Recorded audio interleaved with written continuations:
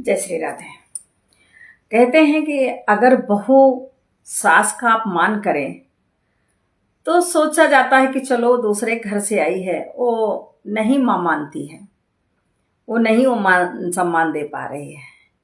लेकिन जब अपना बेटा माँ का अपमान करे, माँ को बेइज्जत करे, माँ को नौकर समझे, तो हम किससे शिकायत करेंगे। माँ गांव से अपने बेटे के पास आ रही थी तो बेटे को फोन किया। बेटे ने अपनी बीवी को फोन किया कि कुछ खाना बना लेना, माँ गांव से आ रही है। बहू गुस्सा हो गई, बोली क्या है, जब देखो तब तुम्हारी माँ हर 2-3 महीने में आकर यहाँ खड़ी हो जाती है, मुझसे नहीं होता है उनका सेवा। अब उनके लिए हम सब्जी रोटी बनाएं, उनके लिए हम खाना बनाएं, उनके मन का सादा सादा वो खाना खाती हैं। बात बात पर रोकना टोकना ये मुझे बिल्कुल भी पसंद नहीं है, कहीं जाओगे तो भी टोकेंगी।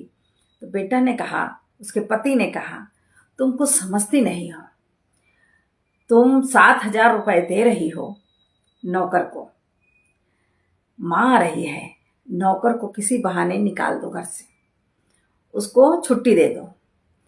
माँ आ रही है, माँ को फुसलाकर धीरे धीरे घर का सारा काम करा लेना, पैसे भी बचेंगे, उससे तुम शॉपिंग करना और तुम आराम से अपने घर में रहना, हुक्म चलाना मेरी माँ के ऊपर। ऐसा बेटा भी होता है। बीवी खुश हो जाती है, कहती पति हो तो ऐसा। माँ आती है, जैसे दरवाजा खोलती है, बहू अपने सासू माँ को गिलास में पानी खुशी से देती है कि लीजिए माँ पानी पीजिए। सासू माँ थोड़ा सा भ्रमित होती है कि जिस बहू को मेरा आना ही खराब लगता था, आज वो पहले से लेके पानी खड़ी है। कुछ नहीं बोली, बोली हो सकता है सुधार आ रहा हो। और पानी पी के जैसे ही बैठी वैसे बोलती है, माँ ऐसा करिए कि मेरे सर में बहुत दर्द हो रहा है, चाय बना लीजिए, 1 कप मुझे भी पिला देना, 1 कप आप भी पी लो।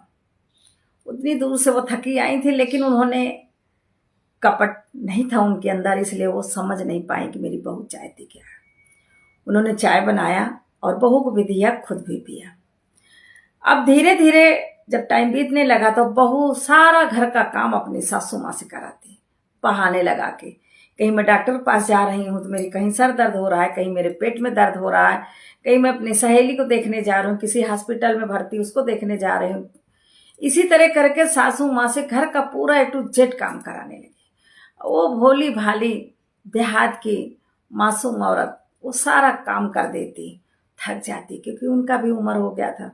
लड़का एक बार भी नहीं पूछता कि मेरी माँ कैसी है।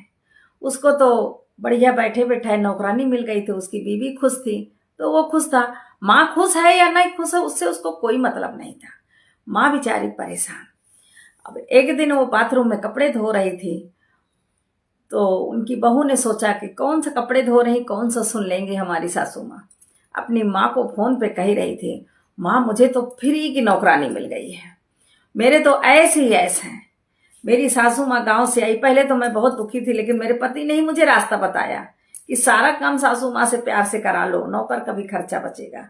मैंने नौकरानी भी हटा दी, 7,000 रुपए भी मेरे बचते हैं और मैं ठाठ से खाती पीती हूँ और ऐश करती हूँ, घूमती हूँ, जहां मन करता है वहां चली जाती हूँ। घर में ताला भी नहीं लगाना पड़ता है, क्योंकि है ना चौकीदार घर में, माँ सासू माँ हमारी। और मैं झूठ झूठ के उनको कह देती हूँ मेरा सर दर्द हो रहा है, मेरा पेट दर्द हो रहा है, तो पागल मान लेती है।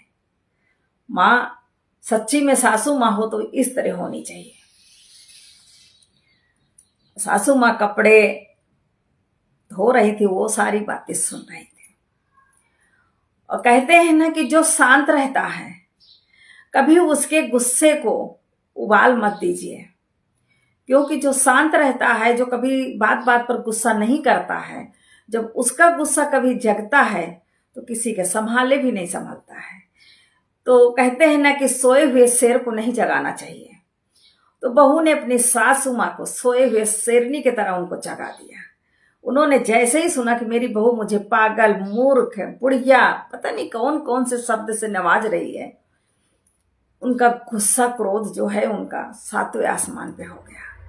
कपड़े छोड़ के निकल के आई, बोली बहू तू मुझे नौकरानी समझती है, मैं तो तुझे समझती थी मेरी बेटी की तरह है, तुझे तकलीफ है तो मैं काम कर देती हूँ। लेकिन मैं ये भी सोच रही थी कि मैं जब से आई हूँ एक दिन भी तूने मुझे बनाकर एक कप चाय नहीं पिलाया और घर का सारा काम कराती रही और मुझे पागल बनाती है।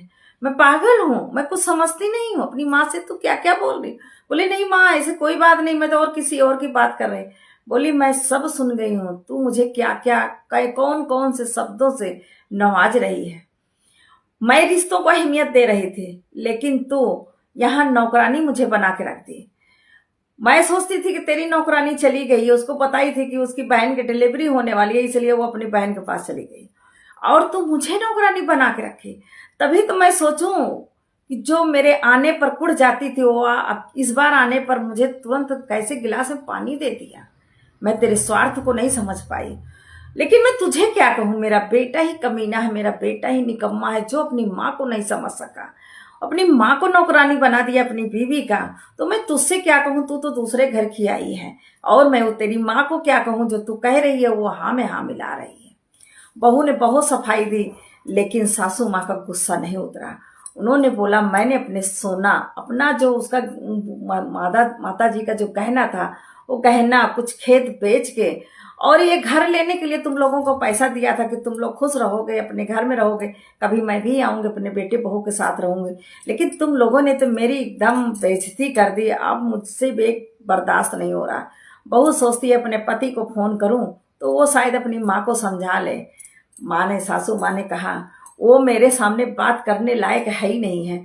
मैं अपने गांव जा रही हूँ, मेरा अपना घर है, वहां पर मैं जो भी होगा रूखी सूखी खाऊंगी और चैन से रहूंगी। कम से कम ऐसी बेइज्जती तो नहीं मिलेगी। तुझे मैं नहीं दोष दे सकती क्योंकि मेरा बेटा ही जब इस लायक है जो अपनी माँ की कदर नहीं कर सका, तो तू तो दूसरे घर से आई है, तू मेरी क्या कदर करेगी, तुझे मेरा क्या दर्द महसूस होगा। और सासू माँ अपना सामान उठाती हैं और अपने गांव चली जाती हैं। ऐसी औलाद, ऐसे बेटे होने से अच्छा है कि बेटा ना हो तो ज्यादा अच्छा है। जो अपनी माँ की कदर ना कर सका, अपनी माँ की फीलिंग नहीं समझ सका और माँ को अपनी पत्नी के आगे नौकरानी बना दिया, ऐसे बेटों से तो भगवान ही बचाए। मैं बुजुर्गों से कहना चाहती हूँ कि अगर आपके पास धन दौलत थोड़ा भी कुछ भी है तो पुत्र मोह में पड़कर अपने पैर पे कुल्हाड़ी मत मारिए, क्योंकि समय बहुत बदल गया है। आपके पास जो भी है उससे आप अपने जीवन यापन करने की कोशिश करिए। किसी के बहू बेटे में हस्तक्षेप मत करिए। युग बहुत बदल चुका है। अगर आप अपने जीवन शांति से जीना चाहते हैं तो जितना है आपके पास उसी में संतोष करिए। ज्यादा सुख की लालसा मत करिए, क्योंकि जो भी आपके पास थोड़ा बहुत है वो भी चला जाएगा। इसलिए जितना है उतने में ही संतोष करिए। अगर बात अच्छी लगी हो तो लाइक फॉलो शेयर जरूर करिएगा। जय श्री कृष्ण।